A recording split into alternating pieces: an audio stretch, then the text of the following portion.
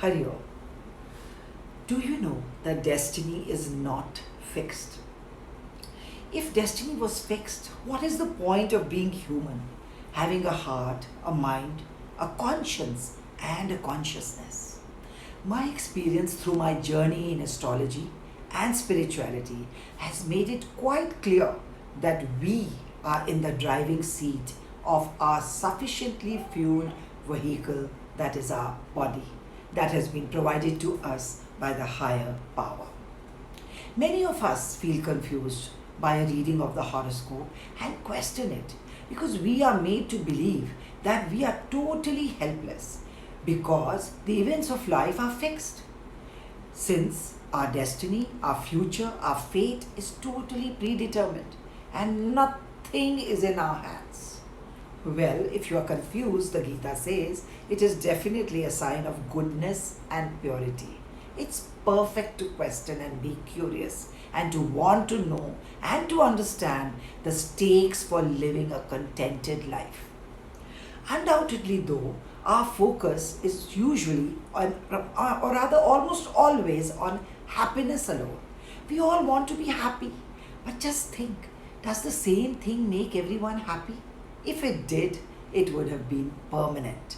But unfortunately, it's always temporary, since invariably there is yet another challenge lurking round the corner, which adds to our apprehension and anxiety.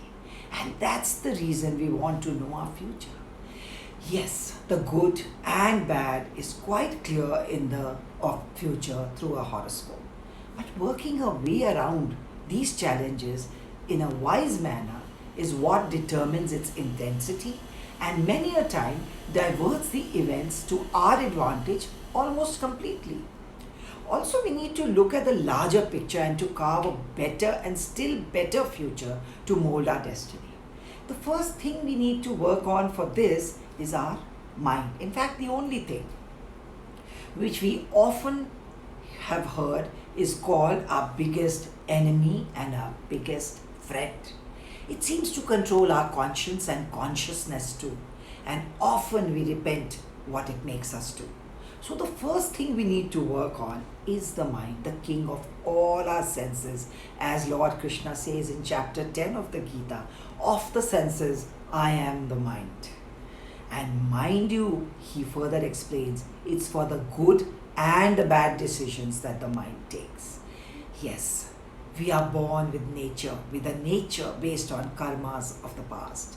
Oppressed with past shackles and deep-rooted character defects, working on the mind is neither a quick fix nor something that can be done with force. It is gradual, it's a flowering, it's not a revolution. And by the way, you can't fool yourself and least of all the higher power of our belief in the progress that we are making. But when do we start? Now, today, there is no muhurat or auspicious period to start this.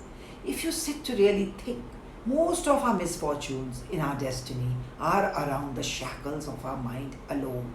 And it is the six enemies that create maximum karmic bondages disturbing our destiny. These are Kam, Krodh, Lobh, Moh, Mad and Matsya. Let me simplify this for you. These are lust, anger, greed, attachment, pride and jealousy. By working on the mind, our attitude changes. Every time we overcome a negative trait, strength comes and the mind becomes purer. As the mind purifies, its discriminating power moves on the right track and maturity multiplies and we start taking right decisions. With every right decision, the karmic imbalance that decides our destiny starts to balance, assuring us of a balanced and better and wholesome future.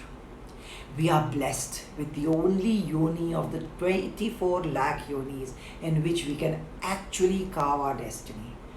Let us give it the best shape and move upwards to taking these first steps, which are the most challenging. But as we grow on the path, God makes us His responsibility and takes charge. Hari Om. Om.